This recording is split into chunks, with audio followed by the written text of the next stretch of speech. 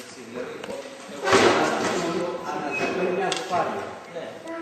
Όταν σαν φυσικός προσπαθώ να κάνω λόγο για την αστρονομία σε ανθρώπους που δεν είναι φυσικοί, δεν έχουν το background, ναι, δεν πιστεύουμε στις προβλέψεις, αλλά εσύ, να, όλοι οι κρύοι έχουν αυτά τα χαρακτηριστικά. Όλοι οι εγώκεροι έχουν αυτά. Πώς το εξηγείς αυτό? Εγώ συνήθως προσπαθώ να τους πω ότι αυτά είναι κάποια χαρακτηριστικά αρκετά γενικά και διφορούμενα και έχουμε μεγαλώσει με βάση κάποιες πεποιθήσεις. Δηλαδή, ένας κρυός μεγαλώνει. Δεν έχω αυτά τα χαρακτηριστικά, αλλά δίνει σημασία σε αυτά, γιατί ξέρει ότι είναι αυτά. Ενώ σε κάθε ζωή υπάρχει ένας κατάλογος θετικών στοιχείων που έχει, αλλά και ένας κατάλογος βρωμερών στοιχείων. Έτσι. Κατά έναν περίεργο τρόπο, όλοι οι άνθρωποι αναγνωρίζουν στο πρόσωπό τους όλα τα θετικά στοιχεία του ζωδίου τους και κανένα αρνητικό. Δηλαδή, κανένας αστρολόγος που δεν έχει αναγνωρίσει τον Ταύρο ή τον Ζυγό, παρουσιάρει για τα κακά του χαρακτηριστικά, αλλά για τα καλά του χαρακτηριστικά. Είναι η ίδια λογική που αυτοί που κάνουν αναδρομές στο παρελθόν, λέει, να δουν τις άλλες ζωές τους, τουλάχιστον όσο έχω ακούσει εγώ, είτε βασιλιάδες ήταν, είτε δίκες ήταν, είτε κάποιοι, ξέρω εγώ, κυρίες της αυλής, κανένας δεν θα κάνει το πάρκο στο παράγαμο με βούρδουλα. Όλοι, έτσι, έχουμε μέσα μας μία τάση, δεν είναι κακό. Την έχουμε κρυμμένη μέσα μας. Να θεωρούμε τον εαυτό μας κάτι πολύ μεγάλο. Που είναι, δεν είπα όχι. Και αναζητάμε να εκφράσουμε τη μεγαλοφυή που νιώθουμε μέσα μας ότι είμαστε καταπιεσμένοι, μεγαλοφυείς, η κοινωνία, ξέρω εγώ, τα δεν μας άφησε να κάνουμε αυτό που θέλουμε, αναγνωρίζοντας όλα αυτά τα θετικά χαρακτηριστικά μας στα θετικά του ζωδίου. Έχει γίνει μια μεγάλη στατιστική έρευνα για αυτό που λες ακριβώς. Πώς τον λέγανε αυτόν τώρα, θα τον θυμηθώ και θα σας το πω. Έχει γίνει μια στατιστική έρευνα ακριβώς για να δουν αν ισχύει αυτό που λες. Ωραία. Πήραν λοιπόν ένα τεράστιο δείγμα από στρατιωτικούς. Πήραν ένα τεράστιο δείγμα από αθλητές. Από επιστήμονες έτσι καταξιωμένους, έτσι όχι είχε ένα πανεπιστήμιο, έχουν έτσι από πολλές ομάδες ανθρώπων και πήραν και τα αστρολογικά δεδομένα. Που λένε, ξέρω εγώ, ότι οι μεγάλοι αθλητές γίνονται όταν είναι στη ζωή, τα ξέρω, χρόνου, τα λοιπά. Και ψάξαν να δουν αν οι παγκόσμιοι πρωταθλητές, με τα μεγάλα ρεκόρ, γεννήθηκαν κάτω από κάποιες συγκεκριμένες συνθήκες. Ομοίως και οι μεγάλοι επιστήμονες, οι μεγάλοι στρατιωτικοί κτλ. Οι αριθμοί τους προβλέπονται από τις πιθανότητες. Με στατιστικό λάθος, πολύ μικρότερο από ενός οτιδήποτε άλλο πειράματος.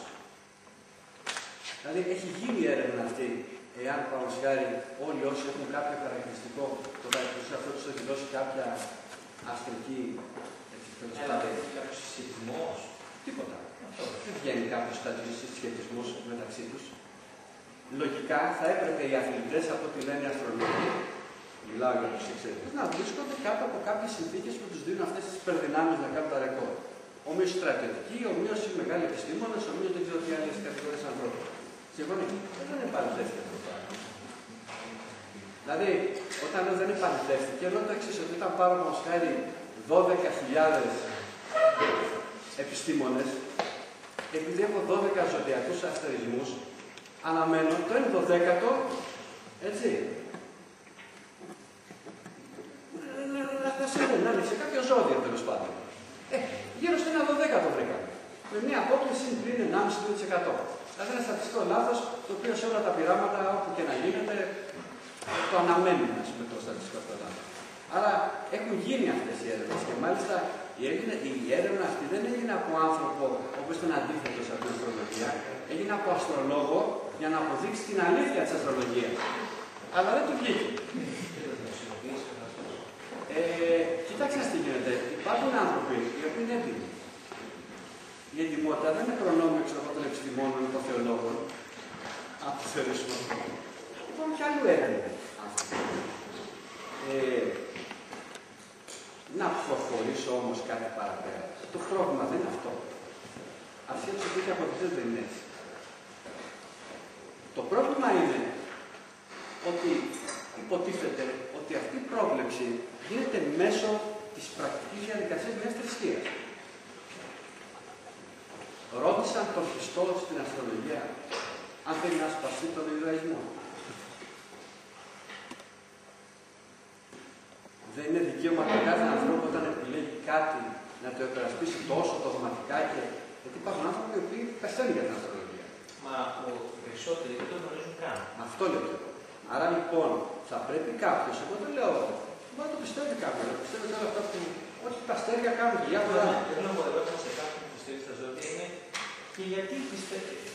Η αστρολογία έχει διαδοθεί στον δυτικό κόσμο και όχι στο κινέζικο. Το κινέζικο είναι αυτό. Παντού υπάρχουν τέτοια αστρολογία.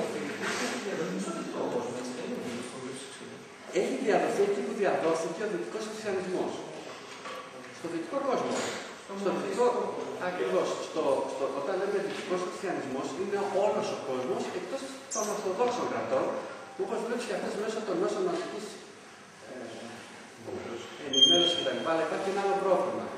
Στην Ελλάδα, αυτά τα νεόφαντα γεγονότα μπήκαν από θετικούς επιστήμονες, μπορώ να πω σε ονόματα δεν θέλω να πω, έτσι. Μπήκαν από θετικούς επιστήμονες που σπουδάσανε στην Εσπερία και επειδή πίστευαν ότι με έναν τρόπο επιστημονικό θα αποδείξουν την ύπαρξη του Χριστού, τη θεότητά του κτλ.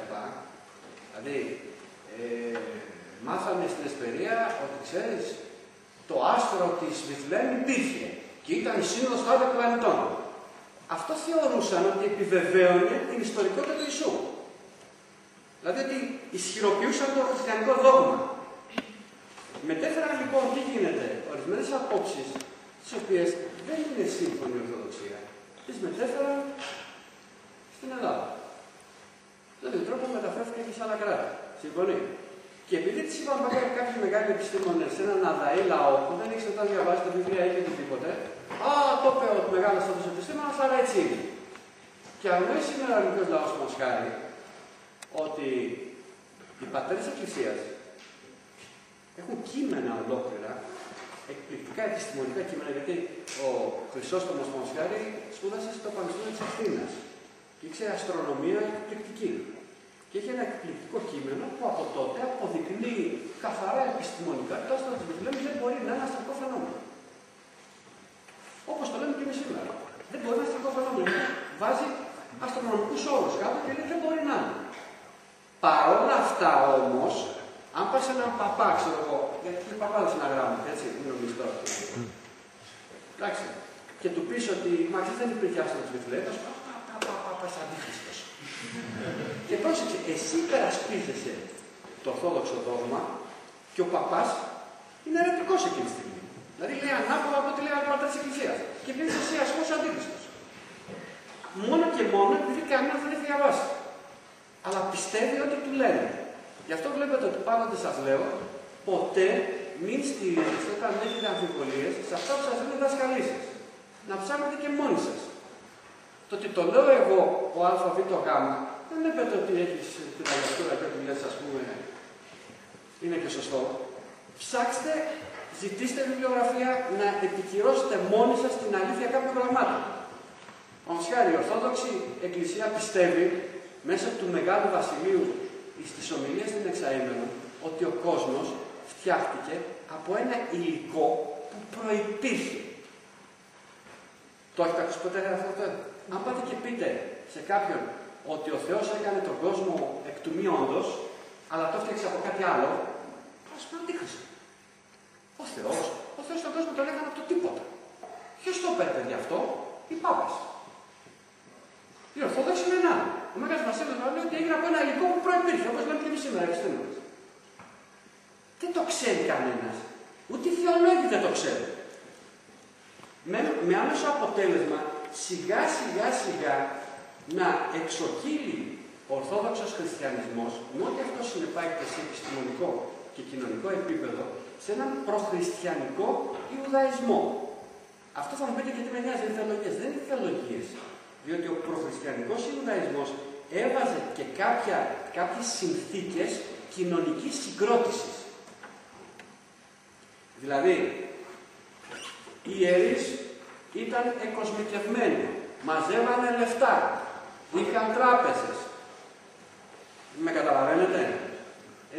Η κοινωνική δομή ήταν συγκεκριμένη, ήταν ταξική. Τι εννοώ ταξική?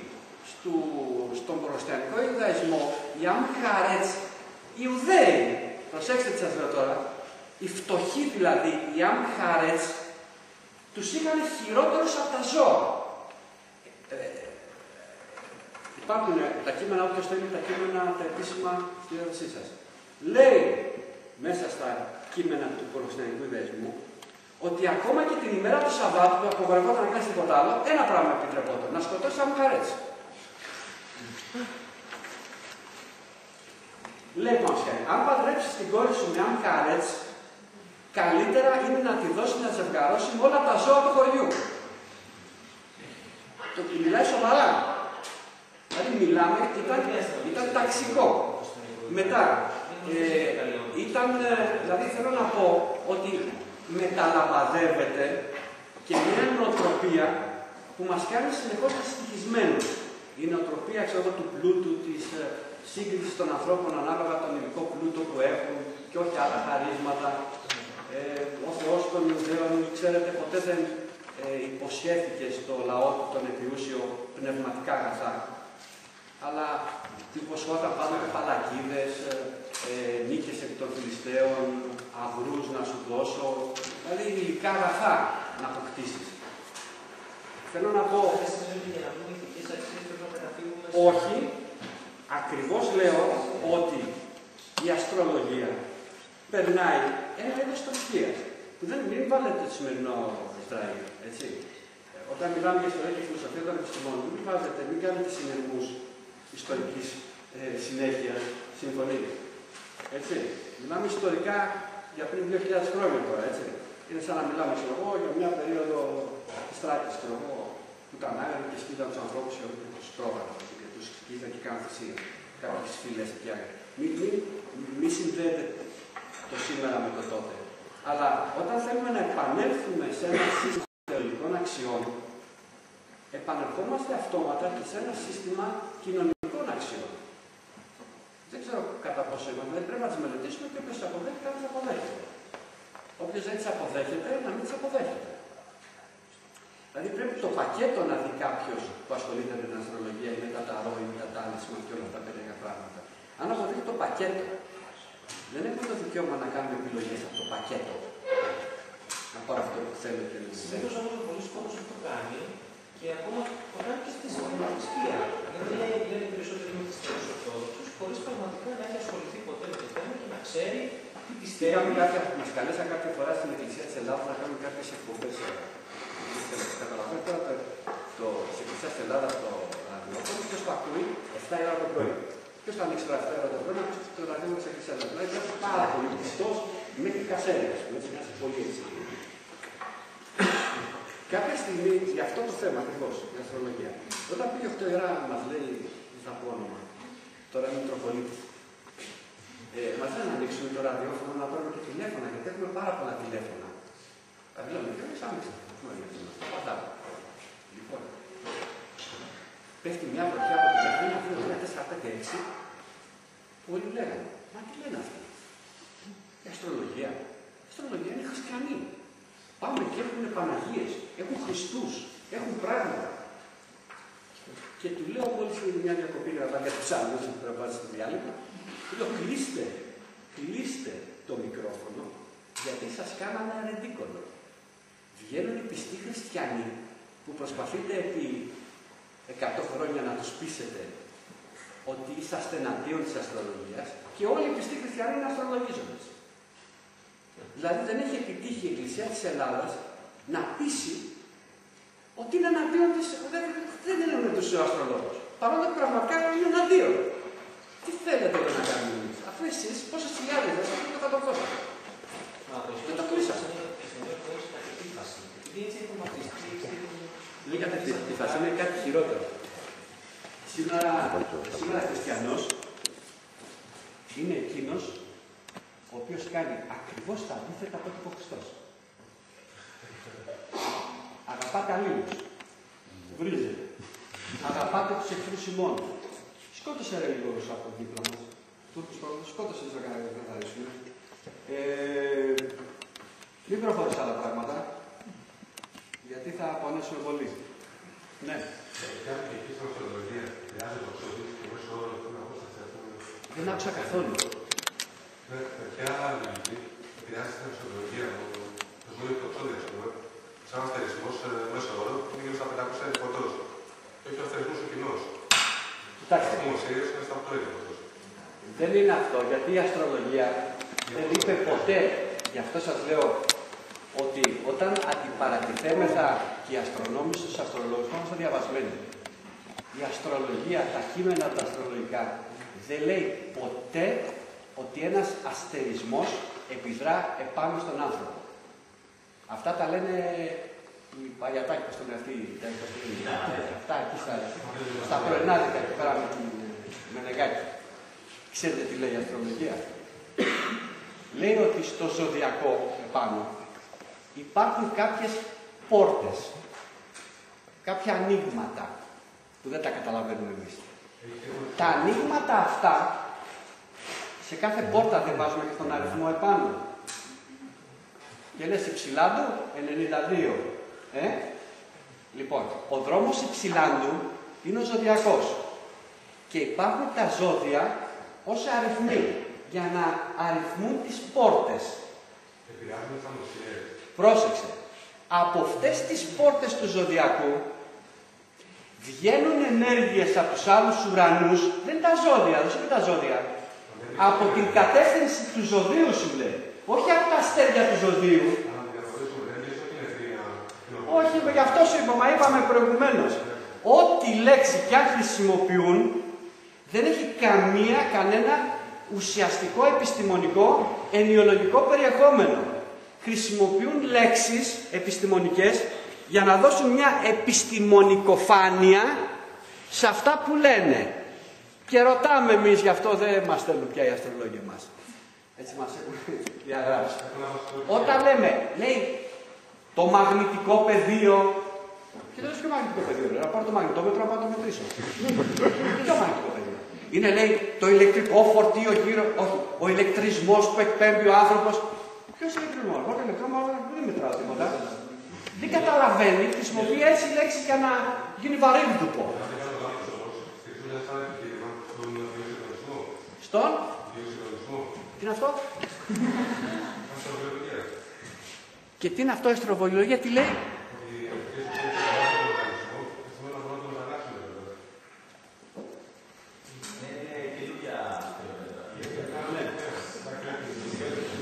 Εντάξει.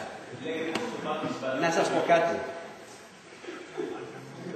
Εάν μάθουμε καλή φυσική,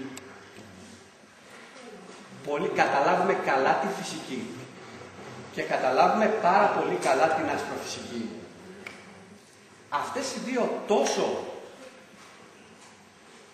γνωστές και κοινές επιστήμες λένε πράγματα πολύ πιο τρελά από ό,τι μας λέει η αστρολογία. Δηλαδή, εάν θέλουμε να διερευνήσουμε ακόμα και φιλοσοφικά ορισμένα θέματα, η αστρολογία είναι νηπιαγωγείο. Δεν είναι δυσιδαιμονία. Είναι μια θεολογία. Να σου πω κάτι. Δεν μου αρέσει να χρησιμοποιώ σκληρές λέξεις απέναντι στους ανθρώπους ή σε αυτά πιστεύω τους. Θες να το πιστεύεις? Μα αυτό, κοιτάξτε τι γίνεται. Κοιτάξτε τι γίνεται. Δεν έχουμε ποτέ διαμάχη με ανθρώπους, αλλά με ιδέες. Οι άνθρωποι είναι φορείς ιδεών.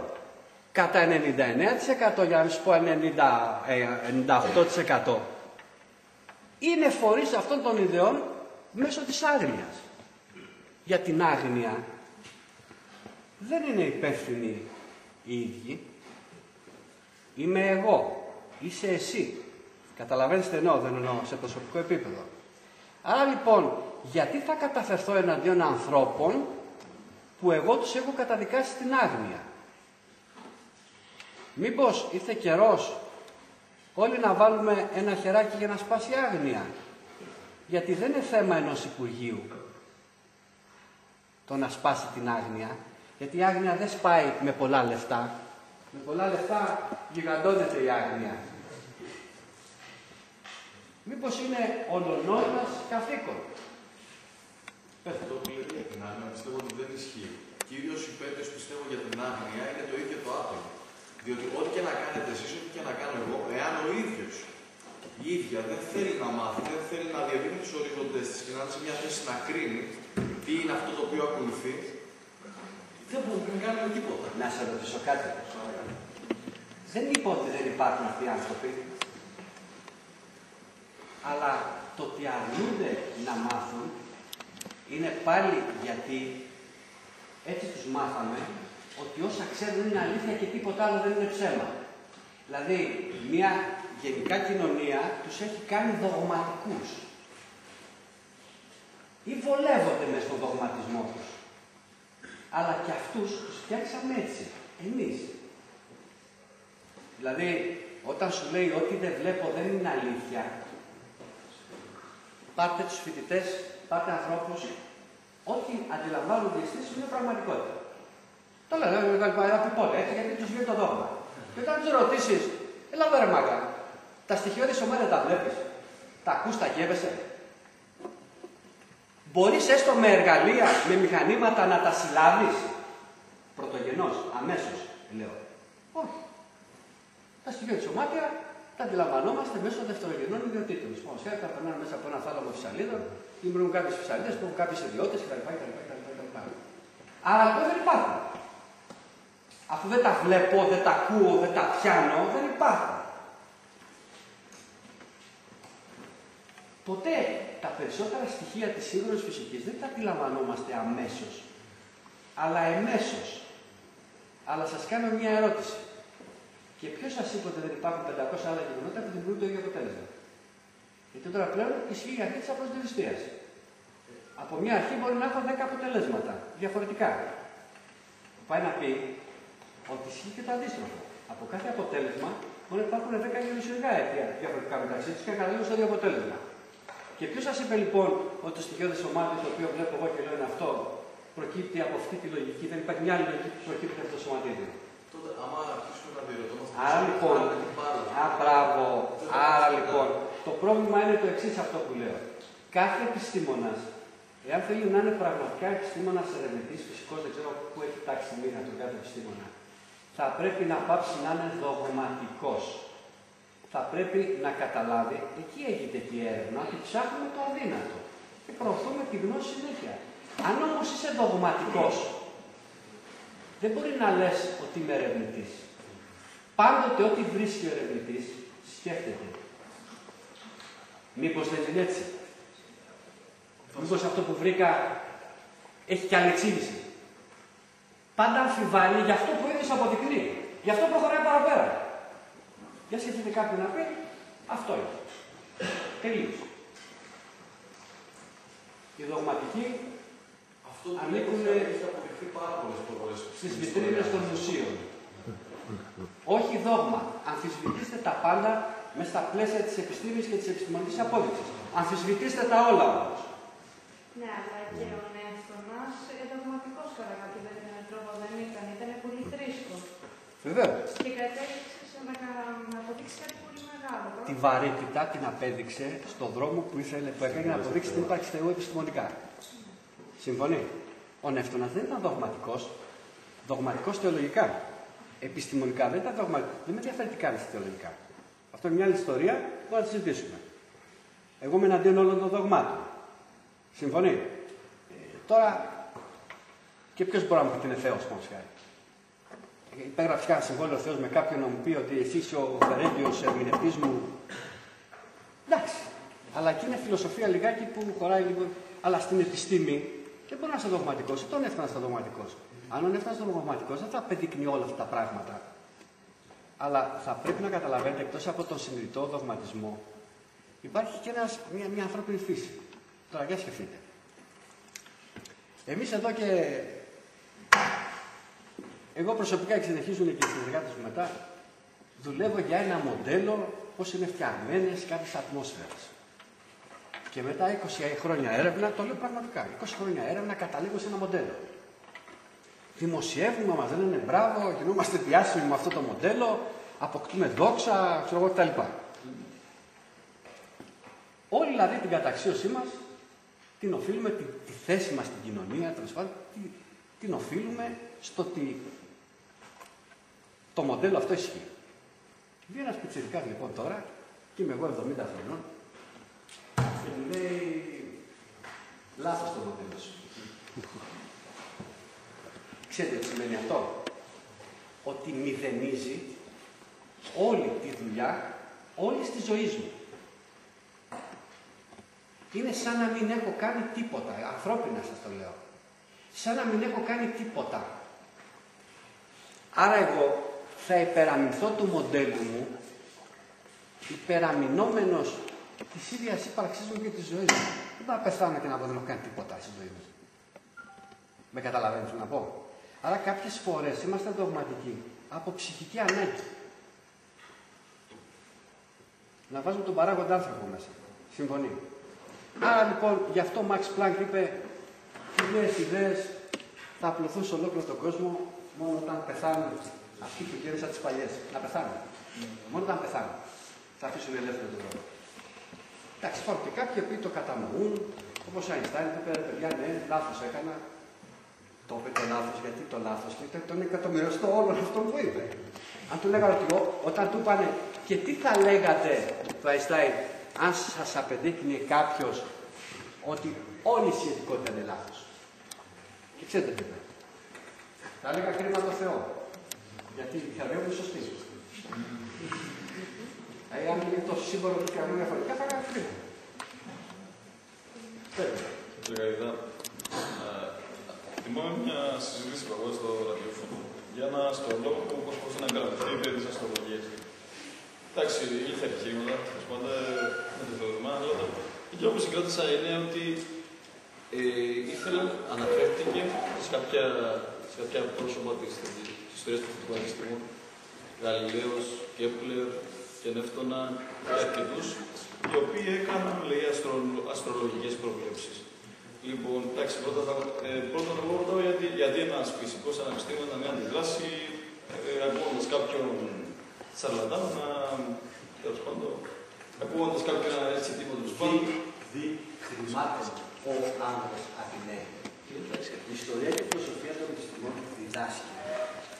Όλοι αυτοί οι μεγάλοι που λες, ο Γαλιλαίος, ο Κοπέρνικος και όλοι αυτοί, δεν υπήρχε καμιά δομή κράτους να τους πληρώνει για να κάνει τέτοιες πανεπιστημίες. Έτσι. Είχαν σπουδάσει και όταν τους πληρώνανε οι δούκες, οι βασιλιάδες κτλ., τους πλήρωναν για να τους κάνουν οροσκόπια. Δεν τους πλήρωναν για να κάνουν επιστήμη. Άρα λοιπόν, όλοι αυτοί οι μεγάλοι είχαν να επιλέξουν αυτό η ιστορία και η φιλοσοφία των επιστημών.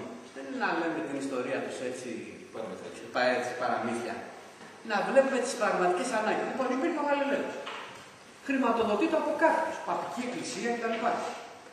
Εάν σε χρηματοδοτεί ένας βιομήχανος που βγάζει γιαούρτια, μπορεί να βγάλει μια έρευνα ότι όλα τα γιαούρτια του είναι σκάρτα. Θα σε διώσει τα λιμάνια, πεινάς. Προκειμένου λοιπόν οι άνθρωποι αυτοί να κάνουν έρευνα, να φτιάχνουν τα τελεσκοπιάκια τους, να έχουν τα εργαλεία τους, να έχουν έτσι, να μπορούν να φάνε, να συντηρήσουν την οικογένεια τους φτιάχνουν τα τελεσκοπία. Εκεί θα καταλήξουμε και τους αστρολόγους. Γιατί άμα δεν μας πληρώνουν καλά, θα αρχίσουμε να κάνουμε ένα οροσκόπιο και βολέψουμε. Κάνουμε κάποιες πολυκατοικίες και μετά κάνουμε και επιστήμη. Δεν ακούγεται διάσημος σαν επιχείρημα. Να σου πω κάτι. Ας ξεκαβαλικέψουμε και ας καταλάβουμε ότι οι επιστήμονες, είτε μεγάλοι είτε μικροί, πρέπει να φάνε. Ωραία τα λες εσύ, επειδή είναι πεθαμένοι αυτοί και εσύ ζωντανούς. Εσύ πας να φας, να πιείς, να κοιμηθείς, να πας στο μπαράκι σου, αυτός σας πεθάνει. Μα δεν είναι έτσι, αυτός έχει παιδιά, έχει οικογένεια που πρέπει να θρέψει. Και σε εκείνες τις εποχές. Δεν κατάλαβα, Για σκέψου τώρα ένα σημερινό άνθρωπο πόσους συμβιβασμούς κάνει αν δεν φλόγου και αιτίας. Για να πάει καινούργια μάξι. Για να κάνει το εφέ του. Πόσους συμβιβασμούς ανήθικους κάνει. Αυτός τουλάχιστον έκανε ένα συμβιβασμό για να ζήσει στην οικογένειά του και να κάνει επιστήμη. Ας μην αφορίζουμε τους μεγάλους τόσο εύκολα, γιατί αν το κάνουμε αυτό, πρόσεχε τι κάνουμε. Αναγκάζουμε αυτούς που γράφουν την ιστορία των επιστημών να μας κρύβουν την αλήθεια. Δηλαδή, για να σου δώσω ένα πρότυπο επιστήμονα, εσύ θέλεις ένα πρότυπο επιστήμονα. Πρέπει να σου φτιάξω έναν επιστήμονα. Έτοιμο, ηθικό, 2 μέτρα, γαλανομάτι, ξανθό. Δηλαδή, το θέλεις όπως το θέλεις. Όχι ρε φίλε μου, δεν ήταν έτσι. Ο Χατζηδάκης ήταν ομοφυλόφιλος. Δεν ξέρω αν με καταλαβαίνετε. Ο Ρίτσος δεν έχει καμία σημασία αυτό. Ήταν μεγάλοι όμως. Γιατί πρέπει να τους εξειδανικεύεις. Ο Σοκράτης είναι ομοφυλόφιλος. Το λέμε καθαρά. Γιατί θα πρέπει να τον ηρωποιείς, να τον βγάζεις ψηλά εκεί πέρα πάνω. Ήταν μεγάλος μέσα στις αδυναμίες του. Αυτό ξέρεις τι σημαίνει. Ότι επειδή και εσύ έχεις αδυναμίες, εσύ μπορεί να μην έχεις καμία, λέω. Επειδή μπορεί και εσύ να έχεις αδυναμίες, αυτού του είδους η ιστορία που σου λέει την αλήθεια για τους ανθρώπους, σε οδηγεί στο συμπέρασμα ότι και εσύ μπορεί να έχεις μεγάλος. Δεν είναι οι αδυναμίες σου που μπορεί να σε σταματήσουν να γίνεις μεγάλος. Αλλά η θέλησή σου, κάθε φορά που γονατίζεις, να σηκώνεσαι πάλι. Γι' αυτό θα πρέπει να βλέπουμε τους μεγάλους επιστήμονες, δηλαδή γονεύτονες. Ρε, δεν θέλω να πω τώρα σαν ξέρω την κακιά τη λέξη. Δηλαδή, παλιάνθρωπος με όλη τη σημασία της λέξης. Δηλαδή, αν ζούσε σήμερα, θα είχατε κλείσει το πανεπιστήμιο επί 3 χρόνια. Καταλαβαίνετε αυτό το πράγμα. Θα τον είχατε διώξει με τις κλωτσιές από το πανεπιστήμιο. Αυτό δεν σημαίνει όμως να είναι μεγάλος επιστήμονας. Αυτό σημαίνει ότι κάθε άνθρωπος έχει μέσα του τη δυνατότητα να γίνει μεγάλος, αν το θέλει να γίνει, ασχέτως τα άλλα του ελαττώματα. Που μπορεί να είναι και μεγάλα για την κοινωνία. Μπορεί να γίνει μεγάλος. Ξέρετε πώς χτυπάνε τα ιερά στο φυσικό επιστημόνα σχολική. Σου είπα για ποιο λόγο οι μεγάλοι το κάνουν αυτό. Και μετά να σου πω κάτι. Σου εξήγησα εδώ πέρα πάνω ότι οι αστρονομικές ανακαλύψεις που γινόντουσαν τότε, ξέρω κάτι το ηλεκτρικό σύστημα κτλ. Ήταν αιρετικά. Γιατί η αστρονομία είχε το μέσα στην Καμπαλά που ήταν χριστιανικό δόγμα. Όποιος έλεγε λοιπόν αστρονομικά καινούργια θέματα που δεν τα έγραφε η Καμπαλά, ήταν αντίθετα από την Καμπαλά, τότε το γέγανε. Ως αιρετικό το γέγανε. Δηλαδή είχαν ενσωματώσει την επιστήμη έτσι, μέσα στη θεολογική δομή. Πες το. Τώρα το κόμμα την επιχορήγηση. Όχι τώρα το. Η πειραγγέη ακόμα να είναι τώρα πολύ ωραία. Θα σας πω τις τρόπους εδώ, θα κάνω αυτό. Είναι απορριμμένο να στηρίζουμε τα αστρολογικά τις προβλέψεις που κάνουν. Είναι αλήθεια ποιο. Είναι αποδεδειγμένο ότι δεν πιστεύω στην αστρολογία. Ναι, το ξέρω. Βεβαίως. Ότι το λέω στο βράδυ. Βεβαίως. Το δε το άθρο του Γκλέρ και Γκλέρ το φάγανε από αυτό. Έπρεπε να βρει ένα φαινόμενο που να κολλάει. Γιατί, αν διαβάσετε τα ιουδαϊκά κείμενα, όταν καίγεται ένας μεγάλος άνδρας στην Ιουδαία, στο Ισραήλ, εμφανίζεται ένα υπερφυσικό φαινόμενο στον ουρανό. Και όταν γεννήθηκε ο Αβραάμ, και όταν γεννήθηκε ο Μωυσής, και όταν είναι όλοι μεγάλοι προφήτες, εμφανίστηκε κάτι στον ουρανό. Ένα ουράνιο φαινόμενο. Αυτό ήταν η αντιπολογία στην αστρολογία. Γιατί η λογική ήταν η εξής. Ότι για τους μεγάλους εμφανίζονταν ένα τεράστιο φαινόμενο.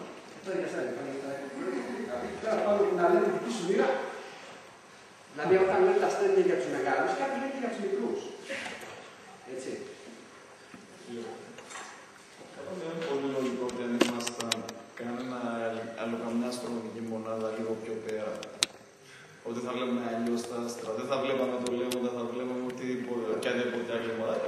Από εκεί πέρα τι είναι. Ο κάθε άνθρωπος φτιάχνει αυτό που έχει ανάγκη. Το καταλαβαίνετε. Άμα είμαστε εκεί, γιατί μήπως όταν λες Λέον, Τα αστέρια φτιάχνουν κανένα λιοντάρι. Υπάρχει μια ομάδα σαν και λέει Το ομορφήσαμε. αν ήσουν κάπου αλλού, θα βλέπεις κάποιους αστερισμούς με άλλα σχήματα κτλ. Θα λες αυτός λέγεται έτσι, ξέρω εγώ. Πλέον δεν είναι στη θέση που ήταν πριν 2.000 χρόνια. Σας είπα και πάλι, τα ζώδια δεν είναι οι πηγές αυτών των υπερκόσμιων δεδομένων στην αστρολογία. Αυτό δεν είναι όσο δεν ξέρω. Σηματοδοτούν σαν νούμερα τις πόρτες της αόρατης από τις οποίες έρχεται ενέργεια από τους άλλους ουρανούς.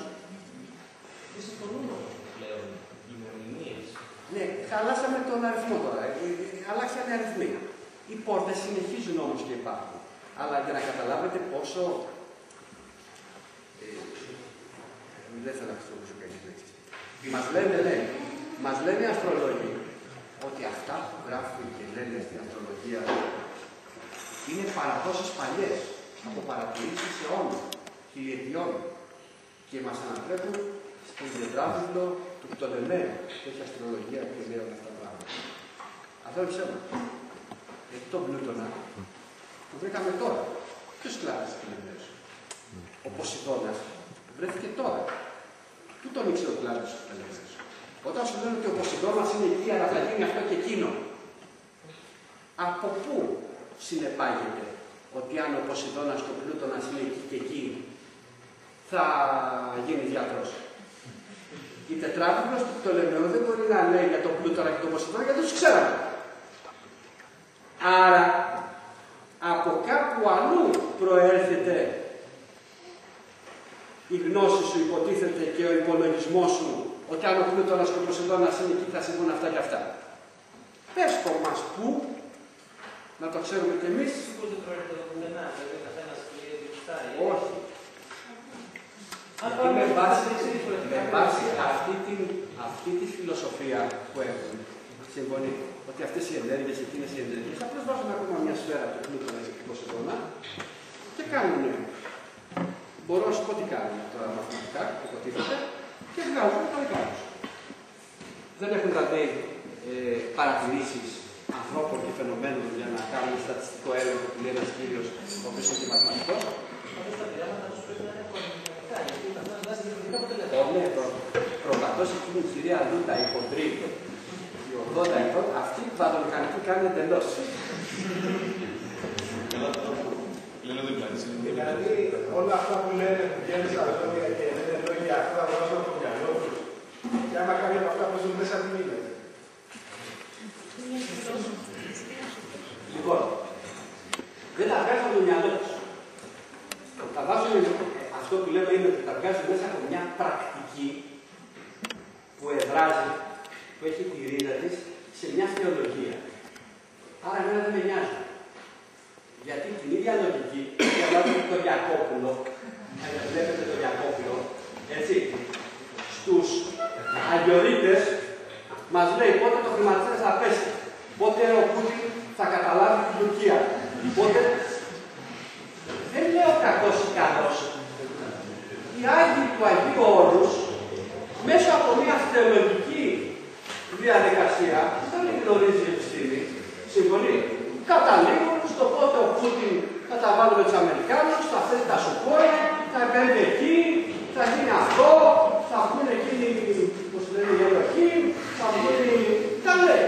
Οι πυραμίδες που είναι μέσα αυτοί, οι πατέρες του Αγίου Όρους. Δεν με ενδιαφέρει. Δεν αποτελεί επιστήμη. Αποτελεί πρακτική θεολογία. Η πρακτική θεολογία είναι αυτό που είπα προηγουμένως, ότι είναι προφητεία. Την επιστήμη δεν την απασχολεί η προφητεία. Την επιστήμη την ενδιαφέρει να ξεχωρίσει ότι η αστρολογία δεν είναι επιστήμη. Από τη στιγμή που θα πει ότι είναι θεολογία, ο κάθε άνθρωπος έχει το δικαίωμα της θεολογίας. Δεν είναι. Να πιστεύω, ο μουσουλμάνος πιστεύει στους δικούς του, αυτά που λένε, ο βουδιστής πιστεύει. Δεν έχει κανένα πρόβλημα ο επιστήμονας να τα βάλει με το θρησκευτικό πιστεύω ενός ανθρώπου. Να ξεκαθαρίσουμε τα χωράφια μας όμως. Και οι ίδιοι αστρολόγοι, οι πατέρες της αστρολογίας θα ξεχωρίσουν. Και σου λέει δεν είναι επιστήμη. Είναι θεολογία. Και μάλιστα θα το καπελάκι και φεύγω. Να το πεις και στον κόσμο τους. Όχι να το λέτε μεταξύ σας, ότι είναι θρησκεία, και να μας πείτε και πώς ονομάζεται η θρησκεία αυτή. όχι να δεις είναι μια καινούργια θρησκεία. Δεν είναι καινούργια θρησκεία, είναι μια πολύ παλιά θρησκεία που θα βγει στον κόσμο έξω να του πεις ότι η θρησκεία αυτή ονομάζεται έτσι και αυτή είναι η πρακτική της, αυτά λέμε κτλ. Και τώρα, κύριε κόσμο, είσαι ελεύθερος να επιλέξεις αν θα δεις τα οροσκόπια, θα κοιτάξεις άκρη κτλ.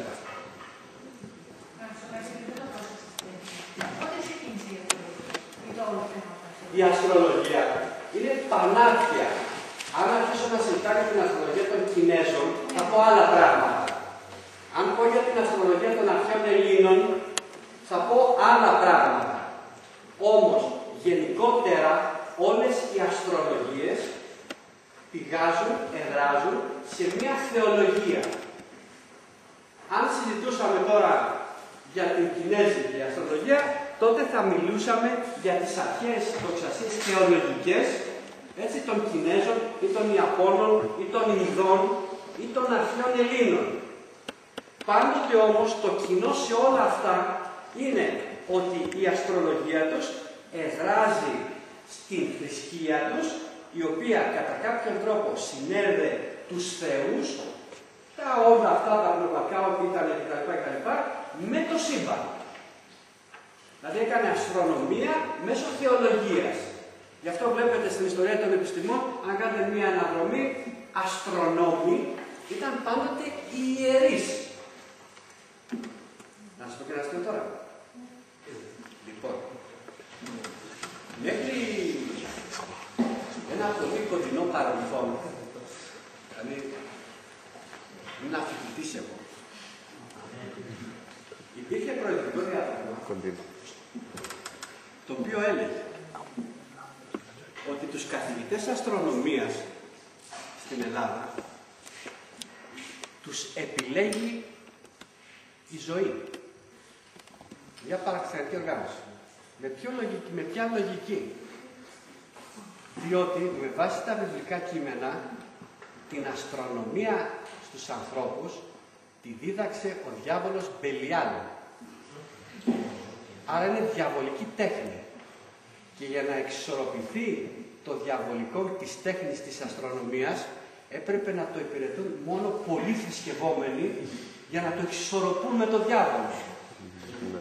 Αυτό σας φαίνεται αστείο. Και μετά την κατάργηση του προεδρικού διατάγματος, τα ήθη και τα έθιμα παρέμειναν για πολύ καιρό, χωρίς διάταγμα.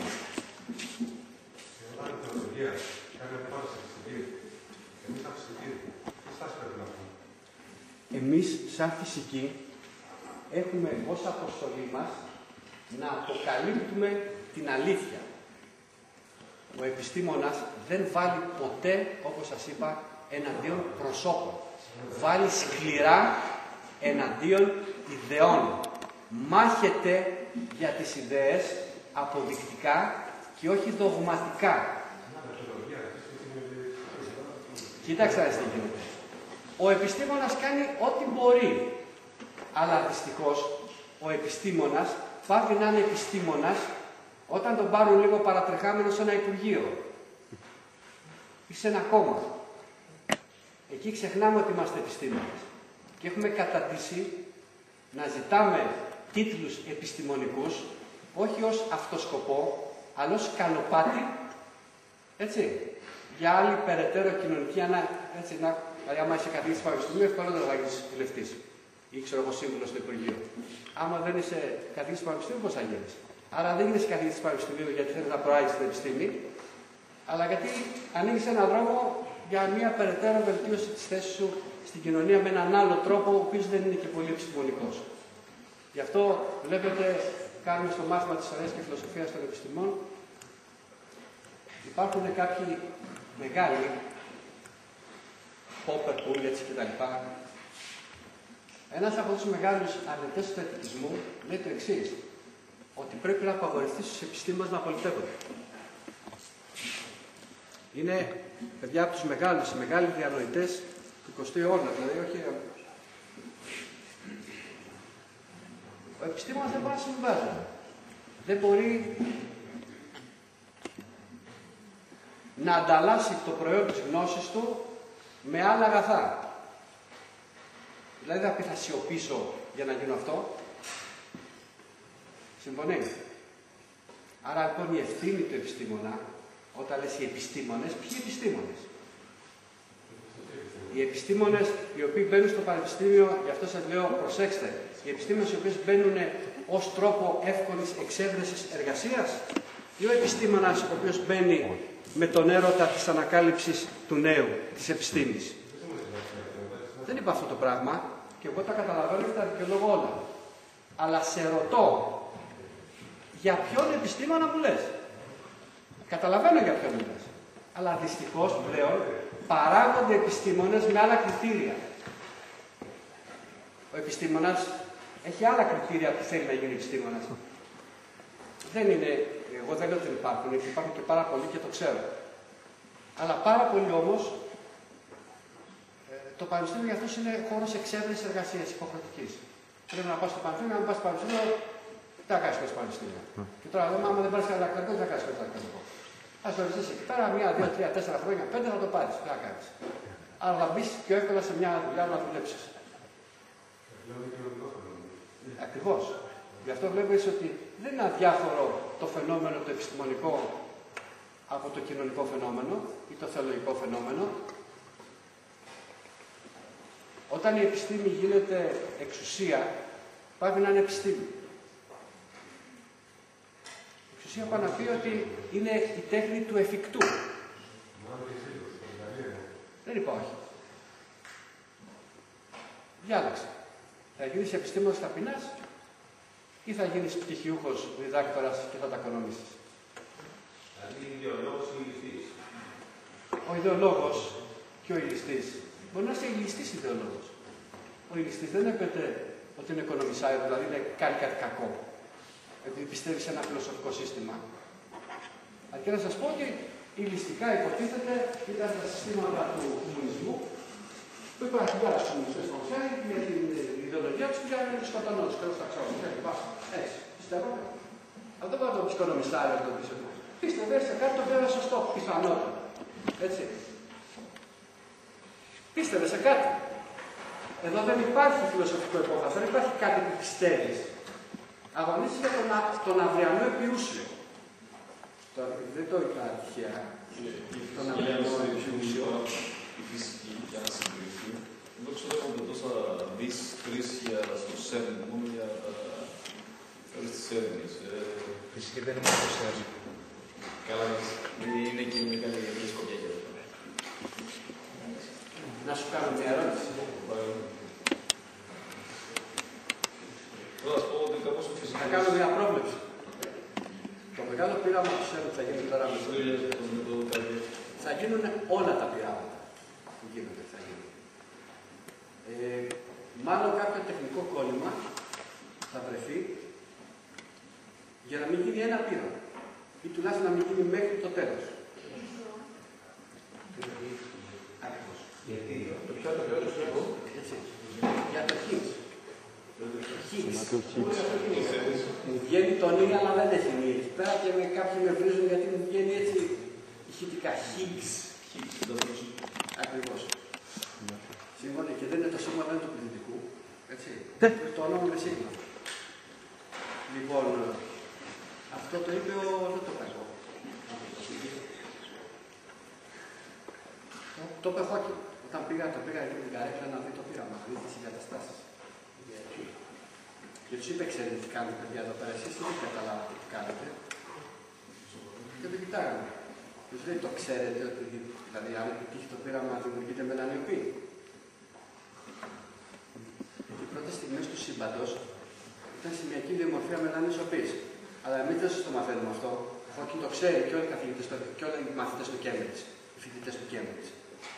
Εσείς λέτε θα βρούμε το σωμάτιο Higgs. Για να βρεθούμε το σωμάτιο Higgs. Το ξέρω δεν υπάρχει νη, αλλά το spelling δεν είναι. Κατάλαβε τι δεν υπάρχει. Λοιπόν, πάει να πει να μιλήσουμε στις συνθήκες πρώτων στιγμών του σύμπαντος. Δηλαδή, η σημειακή διαμορφία μελανιοπής. Η επιστήμη γνωρίζει πολλά για τις μελανιοπές. Για τη δομή των μελανιοπών και τη φυσική τους. Όχι. Διότι είναι πίσω από τον ορίζοντα γεγονότα τις σημειακές διαμορφίες. ότι έχει τέτοιο θεωρητικό κατασκεύασμα. Και μάλιστα όταν φτάσουμε πολύ κοντά στη μελανίωπη, χάνεται κάθε μια επιστήμη που ξέρουμε. Δεν έχουμε επιστήμη για τη σημερινή δημορφία. Όλα πυρίζονται. Δεν έχουμε επιστήμη, δεν έχουμε μέτρηση. Ένας ευφυής φυσικός θα τολμήσει να κάνει ένα πείραμα το οποίο δεν γνωρίζει τα αποτελέσματα. Υπάρχουν δύο περιπτώσεις. Ή να μην είναι ευφυής ο φυσικός, ή να είναι μονοφιλόδοξος ο φυσικός. Ποτέ ένας φυσικός εχέφρον δεν κάνει ένα πείραμα, εάν δεν γνωρίζει τουλάχιστον κατά την άποψή του πάρα πολύ καλά τις συνθήκες, όχι μόνο δημιουργίας του πειράματος, αλλά και των γεγονότων που έπονται του πειράματος. Και σημεία πάλι. Μπορεί να πιένανε τα ελευθερώματα να μην παραπάνω διαστάσεις ή να δημιουργεί το μια μάλλον κάτι. Να σου πω κάτι. Γιατί δεν μας αρέσει, εδώ είναι τα δόγματα τα οποία δόγματα έχουν και ουρές, γιατί δεν μας αρέσει να λέμε καθαρά θα δημιουργηθεί μελανίωπη. Γιατί αν πούμε ότι θα δημιουργηθεί μελανίωπη, όπως το έχω και καθαρά, γιατί αυτό το καταλαβαίνει και κάθε νήπιο στη φυσική, διότι τότε θα πρέπει οι μεγάλοι κοσμολόγοι να αποφασίσουν, να πούν ελεύθερα πλέον ότι το σύμπαν γεννήθηκε μέσα από μια μελανιοπή και όχι με τον τρόπο του σταφυλόψιλου, που γαλαξίες είναι σταφίδες. Έτσι. Αλλά επειδή άλλες αναγκαιότητες οι οποίες δεν είναι επιστημονικές, περιγράφουμε την αρχή του σύμπαντος με όλες τις ιδιότητες της μελανισοπής, δεν τολμάμε να το κάνουμε το ρημάδι να το πούμε μελανιοπή. Γιατί αντιβαίνουμε θεολογικά δόγματα, παιδιά μου. Καταλάβατε. Και ακόμα η θεολογία δεν έχει προσαρμόσει τα δόγματά της έτσι ώστε να αποδέχεται αυτή τη λέξη.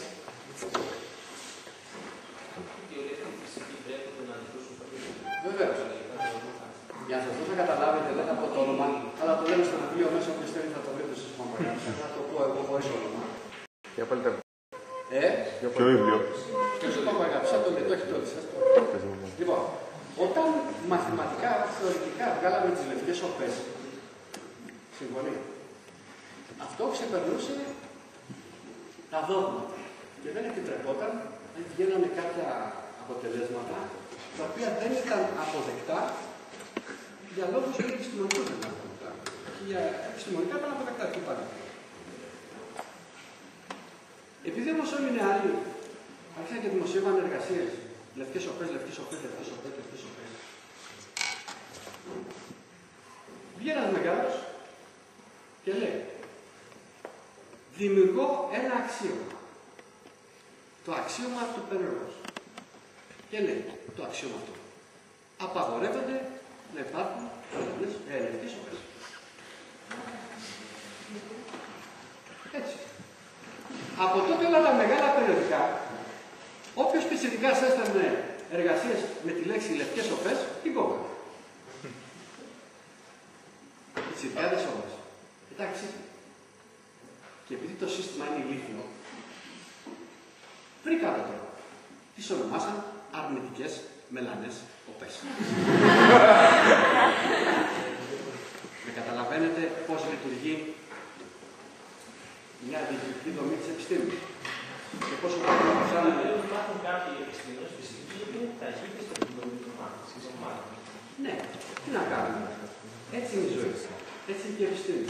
Μια διαρκής μάχη. Ένας πόλεμος του καινούργιου με το παλιό. Πολλοί πεθαίνουν από τους μήνους. Κάποιοι ζουν και προχωράνε. Ζουν, πεθαίνουν, δεν πεθαίνουν βιολογικά. Έτσι. Τους στέλνες στις πυρές της καινούργιας. Και οι υπόλοιποι προχωράνε. Είχα διαβάσει κάπου ότι σχετικά με αυτή την πανδημία τέλος πάντων, ότι πίστευαν περισσότεροι ότι θα εξαφανιζόταν επειδή θα ήταν. Θα εξαφανιζόταν. Επειδή θα είναι μήνυ. Ναι. Ναι, αλλά εδώ πέρα έχουμε αντιπαράθεση γιγάντων για το τι θα συμβεί. Αυτά είναι θεωρητικές απόψεις που συγκρούονται.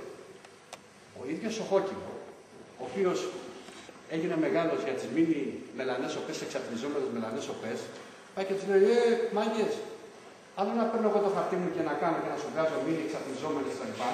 Και να μου το κάνει. Γιατί εγώ έναν παράγοντα να φέρνει λάθος, δεν κατάλαβα, καταλαβαίνεις τι θα συμβεί.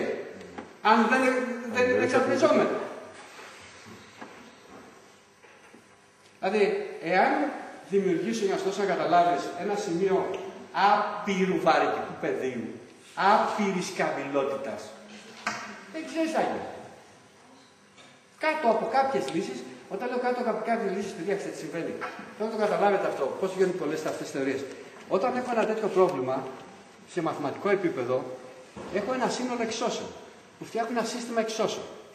Μέσα σε αυτό το σύστημα εξισώσεων, πιο πολύ, πάρα πολύ είναι οι άγνωστες περισσότεροι από τον αριθμό των εξισώσεων. Αυτό μαθαίνετε από το ΛΥΚ και από το γυμνάσιο, πότε κάθετε συστήματα, έτσι, ότι ένα σύστημα που έχει περισσότερες αγνώστους από ό,τι εξισώσεις δεν λύνεται, συμφωνεί. Για να μπορέσουμε να το λύσουμε αυτό το πρόβλημα, πρέπει θεωρητικά, χωρίς έτσι λίγο δογματικά, με την αντίληψη που έχουμε, την ευρύτερη, να δώσουμε κάποιες τιμές στους παραπάνω αγνώστους από τις εξισώσεις, για να λύσουμε το σύστημα. Όταν έχω λοιπόν εγώ 100 αγνώστους και 50 εξισώσεις, ανάλογα σε ποιες από τις 50 τιμές θα δώσω αυθαίρετα τιμές, με καταλαβαίνετε, προκύπτει και ένα άλλο μοντέλο. Και προκύπτει και ένα άλλο μοντέλο. Προκύπτει και ένα άλλο μοντέλο. Μα είναι δυνατόν να παίξεις την τύχη του σύμπαντος στα ζάρια, αν το μοντέλο που επέλεξες ή τις εξώσεις αυτό να δεις έτσι είναι έτσι ή αλλιώς. Εδώ πέρα, ο ίδιος Αϊνστάιν, για να καταλάβετε πόσο λάθος μπορεί να κάνεις, όταν το σύμπαν που του βγαινε μέσα από τις εξισώσεις του έγινε διαστελόμενο, λέει αμάν, έκανα λάθος. Και βάλει το παγκόσμιο σταθερά μέσα για να κάνει ένα σύμπαν στατικό. Γιατί η γερμανική κουλτούρα του έλεγε, έτσι του πάνε οι δάσκαλοι του, ότι το σύμπαν πρέπει να είναι στατικό. Ένα πράγμα compact. Όταν έβγαλε λοιπόν τις εξισώσεις του ανάποδα από ό,τι έλεγε όλη η γερμανική κουλτούρα, λέει δεν μπορεί όλη η γερμανική κουλτούρα να κάνει λάθος και να κάνω όπως είναι να λέω σωστά. Άρα εγώ έκανα λάθος, βάλω λοιπόν εσύ αυτό είναι ένα παράγοντα μέσα και να το σταθεροποιήσεις. Βέβαια και αυτό που βάλετε σταθεροποιήθηκε, αλλά το σκέφτομαι. Εντάξει, αλλά θέλω να πω η λογική του ανθρώπου είναι περίεργη. Δεν μπορεί μέσα σε αυτή τη λογική να παίξει προγράμματα τύχη ενός σύμπαντος ολόκληρου. Επειδή θες να δεις αν υπάρχει το Higgs. Αυτό. Το σωματείο του Θεού, διότι ο Θεός έρχεται στο σύμπαν, έπρεπε οπωσδήποτε να φτιάξει Higgs σωματεία. Ορίστε. Παιδιά, το πεδίο πληθωρισμού το είπα ως εξής. Υπάρχει η αλήθεια του ψευδοκενού. Τώρα δεν μπορώ να σας πω το ψευδοκενό, θα το πούμε κάποια στιγμή που θα κάνουμε την αντίστοιχη το αντίστοιχο μάθημα. Υπάρχει ένα υλικό, αυτά όλα περιγράφονται μέσα στο του πληθωρισμού και μέσα σε ένα κομμάτι της φυσικής που λέγεται η φυσική του κενού. Συμφωνείτε. Υπάρχει λοιπόν ένα υλικό με τρελές ιδιότητες, αυτό το ψευδοκενό. Μέσα σε αυτό το ψευδοκενό, όταν υπάρξει μια κύμανση, ναι, τώρα προσπαθώ τώρα σε 3 λεπτά, δεν είναι δυνατόν, αυτό σας το κάνω μάθημα ολόκληρο, δημιουργείται το πεδίο πληθωρισμού που ανοίγει μέσα στο ψευδοκενό και δημιουργεί φουσκάλες πραγματικού κενού. Περίμενα. Μέσα σε αυτή τη φουσκάλα κενού, πρόσεξε τώρα, δημιουργείται ένα άλλο πεδίο. Το πεδίο Higgs. Το οποίο... Ορίστε. Το πεδίο, το κενό, είναι καταδειχθεί από τα μαγιά. Περίμενε, δεν μιλάω για αυτό το κενό. Το κενό, μιλάω το κενό της θεωρίας του πληθωρισμού. Θα σου πω τι είναι, αν το θέλεις, το κενό. Το κενό δεν είναι μια κατάσταση 0, γιατί αν ήταν μια κατάσταση 0, τότε θα αντιτίθεται στην αρχή της διαπροσδιοριστίας. Που τίποτα δεν μπορεί να πάρει ένα σταθερό, έτσι. Είναι μια μεγάλη κουβέντα, θα το κάνουμε εδώ πέρα. Θα το κάνουμε και θα το συζητήσουμε Άρα λοιπόν, ανοίγει η φυσαλίδα από το πεδίο πληθωρισμού. Μέσα στη φυσαλίδα αυτή δημιουργείται αυτό που λέμε το πεδίο Higgs. Συμφωνεί. Επειδή εμείς όμως ξέρουμε ότι για κάθε πεδίο υπάρχουν φορείς, είναι εκβατισμένα, συμφωνεί. Πρέπει να υπάρχει ένα σωμάτιο φορέας των ιδιωτήτων του πεδίου και το σωμάτιο το οποίο είναι φορέας των ιδιωτήτων του πεδίου. Δεν σ' ακούω. Μπορεί να είναι και κάτω. Τι πρέπει να κάνει τώρα. Είναι ακριβώς. Είναι το σωματίδιο φορέας των ιδιωτήτων του συγκεκριμένου πεδίου. Χωρίς αυτό το πεδίο, χωρίς αυτό το σωματίδιο, τι κάνει αυτό το σωματίδιο μέσα στο χώρο που ανοίγει. Του δίνει τις φυσικές ιδιότητες. Και μάλιστα του δίνει τη φυσική ιδιότητα της μάζας. Προσέξτε, δεν υπάρχει δίνει την ιδιότητα της ύλης. Δίνει την ιδιότητα της μάζας. Αυτά είναι δύο διαφορετικά. Το επόμενο είναι για τη μάζα και το επόμενο είναι για την ύλη. Τα μαθήματα που θα κάνει. Μην συγχαίρετε όπως ισοπεδώνουμε τα πάντα στο πανεπιστήμιο ή στο γυμνάσιο, στο λύκειο, ύλη και μάζα, καμία σχέση μεταξύ τους. Συνδέονται με κάποιον τρόπο. Άστο τι είναι ύλη. Αυτά είναι φιλοτρόφοι με ξεπεράσει προπολού, ξέρουμε τι είναι ύλη. Ξέρουμε πολύ καλά τι είναι η ύλη πλέον. Και αυτό που ξέρουμε τι είναι η ύλη πλέον, θα το πούμε στη συνέχεια των μαθημάτων, αυτό που είναι ύλη δημιουργεί μια δευτερογενή ιδιότητα γύρω του που την ονομάζουμε μάζα. Μια ιδιότητα δηλαδή αυτού που ξέρουμε τι είναι πλέον ύλη. Ξέρουμε πολύ περισσότερα από ό,τι λέμε και διδάσκουμε. Όχι σε προσωπικό επίπεδο. Συμφωνεί. Γιατί φοβόμαστε ότι αυτά που ξέρουμε πλέον δεδομένα αντίκειται σε δόγματα μη επιστημονικά και φοβόμαστε τους φορείς αυτών των δογμάτων. Δεν φοβόμαστε, κανένας φυσικός δεν φοβάται τίποτα. Απλώς δεν κοινοποιεί και πολλοί λένε ότι δεν την κοινοποιεί γιατί ξέρω εγώ αδιαφορεί για την κοινωνία. Όχι, δεν αδιαφορεί για την κοινωνία. Αλλά αν είναι να κοινοποιήσει κάτι και να στραφούν εναντίον του όλη η κοινωνία και να το λιανίσουν, σου λέει άστο να πάρω τη συνήθεια. Ποια συμμετρία. Διότι τη στιγμή αυτή, λέω, ποια συμμετρία. Ο κατοπτρισμός δεν ισχύει. Συμμετρία του χρόνου. Προσέξτε. Ναι, γι' αυτό σου λέω μεγάλη. Όταν μιλάς για συμμετρίες, σήμερα οι συμμετρίες, τις οποίες τις θεωρήσαμε σαν δεδομένο,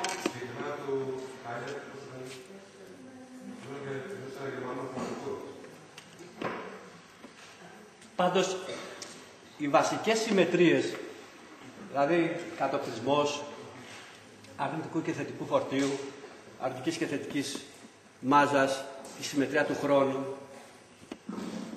1 τρισεκατομμύριο χρόνια του παρελθόντος δεν σημαίνει ότι είναι ίδια με 1 τρισεκατομμύριο χρόνια του παρελθόντος. Του μέλλοντος με το παρελθόν. Δεν υπάρχει συμμετρία. Θα το συζητήσουμε και αυτό. Δηλαδή, τα δόγματα της φυσικής έχουν συντριβεί.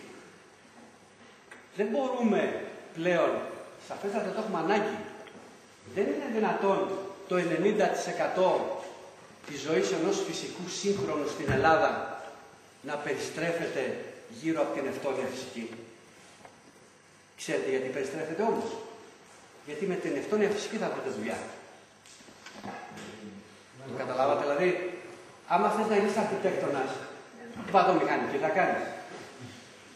Άμα θες να γίνεις μηχανικός, να γίνεις ηλεκτρονικός, να δεις λίγο άλλα πράγματα, δηλαδή δουλίτσα δηλαδή. Τι σχέση έχουν όλα αυτά που συζητάμε για συμμετρίες και όλα αυτά τα πράγματα, τι είναι ύλη, τι είναι μάζα. Δεν είπα όχι. Ναι, ωραία. Ο Χόκκιν είναι ένας. Αν βγάλω 100.000 Χόκκιν, τι δουλειά θα κάνω. Αν μάθεις και καταλάβεις τα πάντα και τα ξαναλες και βρεις και άλλα τόσα, τι δουλειά θα κάνεις στην Ελλάδα.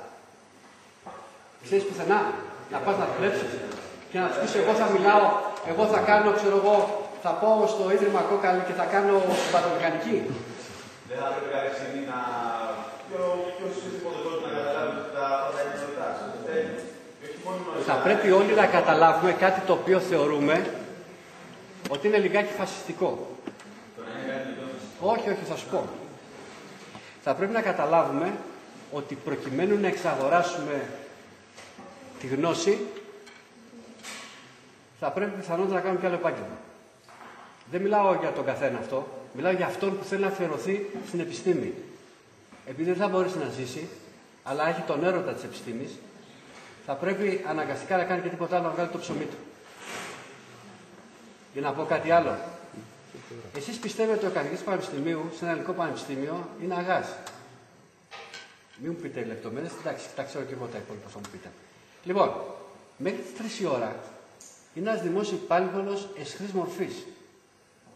Δηλαδή, κάνει τον κλητήρα, κάνει τη γραμματεία, θα έρθει να σου κάνει μάθημα όπως θα έκανε ένας καθηγητής στο γυμνάσιο, στο λύκειο, στο δημοτικό, στο νηπιαγωγείο.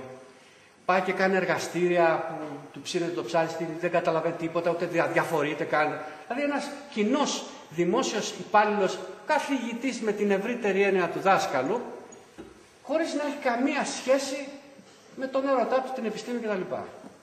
Εάν θέλει να είναι και ερευνητής, πάει να πει ότι από τις 3-4 η ώρα και μετά θα πρέπει να συνεχίσει μέχρι τις 2 μέχρι 3 η ώρα να συνεχίσει να δουλεύει πλέον σαν ερευνητής.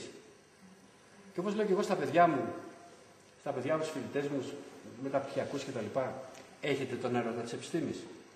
Αν έχετε τον έρωτα της επιστήμης, κάντε ό,τι κάνουν οι ερευνητές. Δουλεύουν σαν δάσκαλοι νηπιαγωγείου, γυμνασίου, λυκείου το πολύ, μέχρι τις 3 και από εκεί πέρα είναι επιστήμονες. Πάνε να πει δηλαδή ότι ο ερευνητής επιστήμονας αρχίζει και δουλεύει το πρωί και ξυπνάει και κοιμάται στις 2, στις 3 για να κάνει έρευνα. Γιατί πρέπει να ζήσει. Γιατί όπως ξέρετε στο πανεπιστήμιο, ακόμα και αν δεν κάνουμε τίποτα, τα λεφτά μας είναι στο σπίτι. Το ξέρετε αυτό, έτσι. Αρκεί να μπαίνω να κάνω 5 ώρες μάθημα τη βδομάδα. Θα βρω στην τράπεζα τα λεφτά. Και αν φύγω στις 1 η ώρα, πάλι τα ίδια λεφτά θα πάρω. Και αν φύγω στις 9 από το πανεπιστήμιο και κάνω έρευνα, πάλι τα ίδια λεφτά θα πάρω. Τη δεύτερη περίπτωση θα πληρώσω κιόλας. Τα συνέδρια, τις δημοσιεύσεις. Ενώ άμα δεν κάνεις έρευνα, δεν πληρώνεις και τίποτα και σου μείνουν τα λεφτά. Να κάνεις ταξίδια. Λοιπόν, έλα, πες μου. Πήγαμε κάπου, αλλά στο τελικό συμπέρασμα που είναι αστρολογία της αστρολογία. Οι ίδιοι οι πατέρες της αστρολογίας αρχίζουν φτιάχνουν την αστρολογία, όπως να την καθορίζουν, μας λένε Μάνλικον, Μπλαβάτσι, πώς είναι την άλλη, Μπέιλι. Όλοι συμφωνούν, οι πατέρες της αστρολογίας στην θρησκεία. Εγώ αυτή είναι η θρησκεία, η θεολογία, είναι δόγμα, έτσι. Βέβαια. Όμως ο επιστήμονας δεν είναι ενάντια σε κάθε δόγμα. Βέβαια. Άρα ο επιστήμονας δεν μπορεί να πολεμάει το δόγμα. Βέβαια. Να πολεμάει και έρχεται σε αντίθεση με τους νόμους που ο ίδιος ανακαλύπτει. Αυτό δεν κάναμε. Δεν έχω να πω το άλλο συμπέρασμα που κάναμε ότι φοβόμαστε κάποιους που εκφράσουν κάποια θρησκευτικά δόγματα και δεν αποκαλύπτουμε τις αλήθειες που γνωρίζουμε. Αγόρι μου, ξέρεις τι φόβος. Για σκέφτε να είσαι το παιδάκι σου, 2-3 παιδάκια, να είσαι στην οικογένειά σου και να έχεις ένα μισθό των 850 ευρώ και να ξέρεις ότι όταν μιλήσεις την άλλη μέρα το παιδάκι σου θα πεινάει. Ξέρεις πάνε φόβος. Δηλαδή ζούμε στη μεσαία. Χειρότερο. Καταλαβαίνεις. Είναι απλά πράγματα. Ωραία είναι η φιλοσοφία. Αλλά στην πράξη δεν θέλει ζόρι. Αυτό δεν σημαίνει ότι πολύ δεν το κάνεις. Αλλά πρέπει να συνειδητοποιήσεις το ζόρι. Δεν είναι τι ωραία το είπε. Τι σημαίνει αυτό το είπε. Αυτό δεν το μαθαίνεις.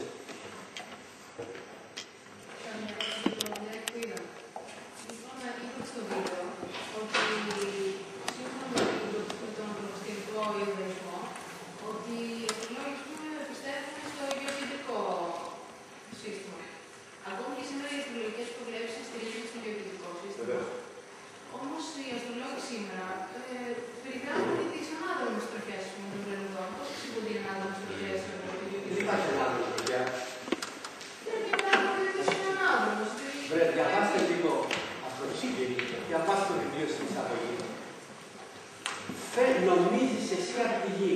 Δηλαδή τι γίνεται. Κινείται, πρόσφυγα τι γίνεται. Κινείται ένας πλανήτης σε σχέση με έναν άλλο. Ωραία. Πάρε ένα πλανήτη εδώ και έναν εδώ. Ωραία. Όσο προχωράμε, κινείται, ο πιο μέσα κινείται πιο γρήγορα από τον έξω. Συμφωνείς. Όσο είμαι πίσω από αυτόν, βλέπω τον πλανήτη αυτό να προχωράει μπροστά. Εάν εγώ με την ταχύτητα τη μεγαλύτερη που έχω, τον ξεπεράσω, θα τον δω να απομακρύνεται προς τα πίσω. Δεν σημαίνει ότι ο πλανήτης πάει προς τα πίσω. Πήρε τακ και πήγε προς τα πίσω. Πήρε ανάποδη φορά. Οπότε είναι φαινόμενη κίνηση. Φαινόμενη κίνηση είναι βέβαια ακριβώς επειδή θεωρούν όλα αυτά τα πράγματα καμιά. Το ξέρω ότι είναι ανάποδη. Τον βλέπω. Τον έργο πάει προς τα πίσω. Αλλά ξέρω ότι η κίνηση είναι προς τα πίσω. Είναι ότι εγώ τρέχω πιο γρήγορα. Κατάλαβα. Τα ξέρουν όλα. Τα ξέρουν όλα. Αλλά να σου πω κάτι, αν σου πεις εσένα, θα πεις ένα δάσκαλο για πες μου τι είναι αυτό. Άμα το πεις τη γιαγιά σου και στη μαμά σου, θα σου πει η μητέρα σου, τώρα είναι νέοι. Το λέω τώρα είναι η μάνα σου, γιατί είναι ορθωτική μου. Δεν το πω τα 6 ετών. Άμα πάω από τη μάνα μου και της πω αυτό, τι να καταλάβει, ναι, τον είδα, γυρίζει προς τα πίσω. Αυτό βλέπω ότι γυρίζει προς τα πίσω. Θα στον δείχνουν ότι γυρίζει προς τα πίσω, το βλέπει. Άντε να την πίσω, δεν γυρίζει πίσω. Αυτός ξέρει ότι γυρίζει πίσω. Αλλά μιλάει πήρε στη Μενεγά και λέει τώρα που είναι ανάδρομος πηγαίνει πίσω ο Ερμής. Ποιος πάει πίσω ο Ερμής, Ζω.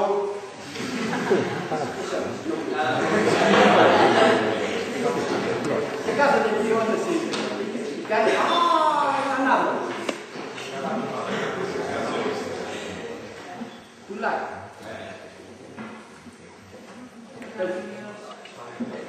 Όταν κάποιος άνθρωπος πιστεύει σε κάποια θρησκεία, είναι απαραίτητο ότι δεν μπορεί να είναι σωστός χριστιανός. Όχι. Αρκεί να μην τα βλέπει. Δεν μπορεί, είναι αυτό που λέμε, ή ίσουν ή μαμονά. Ή θα υπηρετήσει την επιστήμη, ή θα υπηρετήσει την θεολογία. Όταν λες ότι πιστεύεις κάτι, και εκεί που πιστεύεις, θα πιστεύεις αδογμάτιστα. Δεν ξέρω αν καταλαβαίνεις τι να σου πω. Δηλαδή, αν η επιστημονική σου έρευνα καταλήξει κάπου που το θρησκευτικό σου δόγμα δεν συμφωνεί, δεν θα κάνεις αβαρία στην επιστήμη για το δόγμα, το θεολογικό σου, γιατί το ένα το έχεις αποδείξει, ενώ το άλλο είναι απόδειξη. Άρα δεν πρέπει να έχει δόγμα. Γι' αυτό βλέπεις, λένε καμιά φορά, διαβάζω στα φόρμα, ο Δανέζης είναι χριστιανός. Το λένε ως μορφή. Και λέω το εξής, τι εννοείς είσαι χριστιανός? Ότι πιστεύεις στον λόγο του Χριστού, δηλαδή αγαπάτε αλλήλους, το έχω δύο γειτόνες να δίνει τον ένα.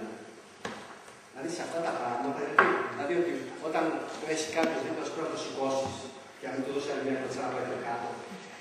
Δηλαδή, κοινωνικό σύστημα πιστεύει, άμα έχει κάποιον άνθρωπο δίπλα, το πρέπει να βοηθήσει. Αυτό είναι καθαρά πράγματα. Βεβαίως, δεν θα μου πεις εμένα τώρα, αν έχει μουσια ο Θεός και φίλοι, θα σου πω γελάσω. Συμφωνεί. Γι' αυτό εγώ δεν δίνω όνομα στο Θεό. Όταν λες ότι εγώ πιστεύω στο τσεκ, πιστεύεις στον τσεκ γιατί? Για έναν τρόπο ζωής, ξέρω εγώ, κτλ. Όμως δεν είναι ανάγκη, είπαστε σε έναν Θεό. Κοίταξε τι γίνεται. Όταν είσαι ανάγκη, δεν με καλύπτεις. Θα σου πω εγώ και θα σου πω εγώ προσωπικά να απαντήσω και στα τσάτ και στα φόρμα. Κατά πόσο χριστιανικά. Στα φόρμα, ο μαγάρας του Θαμής θα με βρίζουν. Δεν πειράζει. Ό,τι θέλω. Από χριστιανό, μασόν. Όλα. Όπως το Λοιπόν, κοιτάξτε. Εγώ σαν επιστήμονα, τώρα είναι δόγμα, πιστεύω ότι κάθε τι που συμβαίνει πρέπει να έχει ένα αίτιο. Με κατάλαβες τι γίνεται. Ένα αίτιο. Είτε τυχαίο είτε όχι, δεν με ενδιαφέρει, έχει ένα αίτιο. Αν βρω αυτό το αίτιο, και το αίτιο αυτό πρέπει να είναι κάποιο. Και πάει λέγοντας, φτάνω σε ένα ορισμένο αίτιο και μετά δεν μπορώ να προχωρήσω παρακάτω. Μια λογική επαγωγή, η οποία είναι αναλασμένη. Πρέπει να υπάρχει ένα πρωτογενές. Όμως η αιτιοκρατία είναι κάτι που θέλει. Όταν λέω αιτιοκρατία, πώς γίνεται. Δεν μιλάω αυτή τη μηχανιστική αιτιοκρατία του Νεύτωνα. Γιατί να σταματήσεις αυτό το πρωταρχικό και να πει είναι αυτό και επειδή είναι κάποιο άλλο. Ναι, το πρόβλημα είναι το εξής. Ότι αυτό κάνουν όλοι. Βάζουν ένα δόγμα. Ότι εδώ, δηλαδή αυτή του σύμπαντος. Το έκανε ο Θεός, τελείωσε. Εγώ πάω πιο πίσω. Το σύμπαν έγινε από κάτι προϋπήρχε. Ψευδοκενό. Και το ψευδοκενό από τι. Και η διακύμανση, πώς έγινε η κύμανση μας. Γιατί έγινε. Κάποιο αίτιο πρέπει να υπάρχει. Άρα σε ό,τι καινούργιο ανακαλύπτεις, πάντοτε υπάρχει ένα γιατί. Στον επιστήμονα.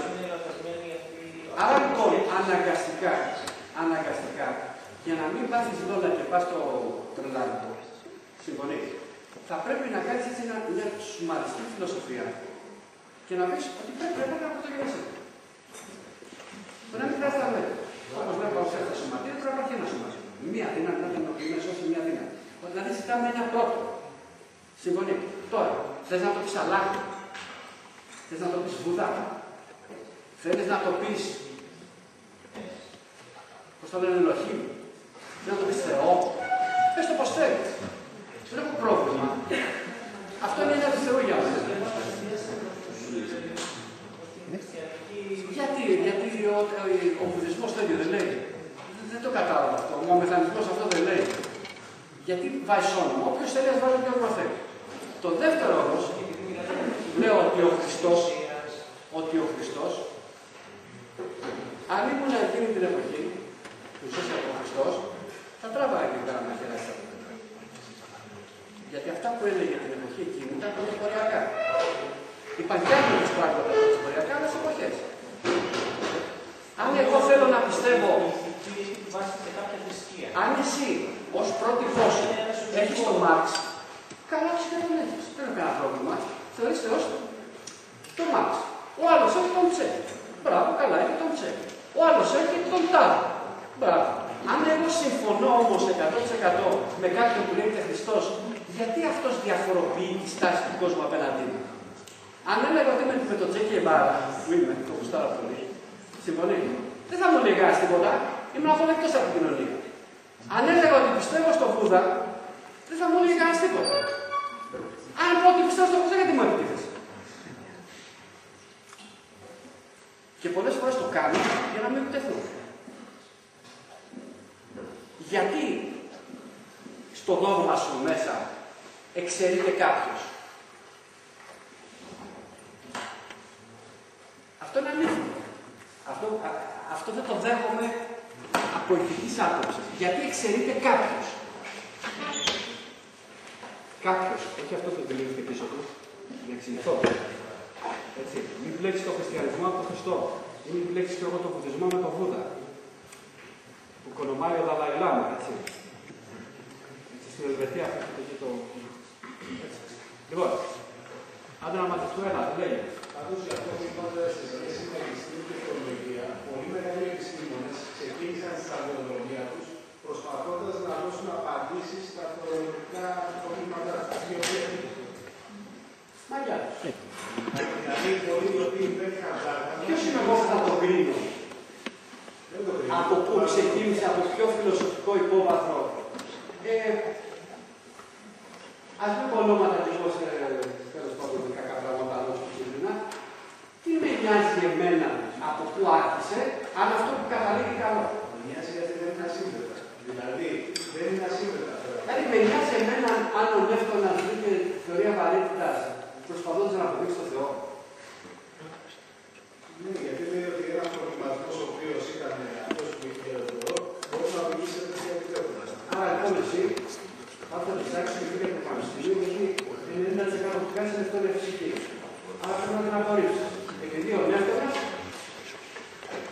Έφτιαξε την ευτόνια φυσική, προσπαθώντας να ανακαλύψει τον Θεό. Πρέπει να απορρίψει λοιπόν την ευτόνια φυσική. Άρα λοιπόν δεν με νοιάζει εμένα σαν επιστήμονα ποια ήταν η φιλοσοφική ενόρασή του που τον οδήγησε να γίνει μεγάλος επιστήμονας. Ο καθένας στον δρόμο του αρχίζει από διαφορετική αφετηρία.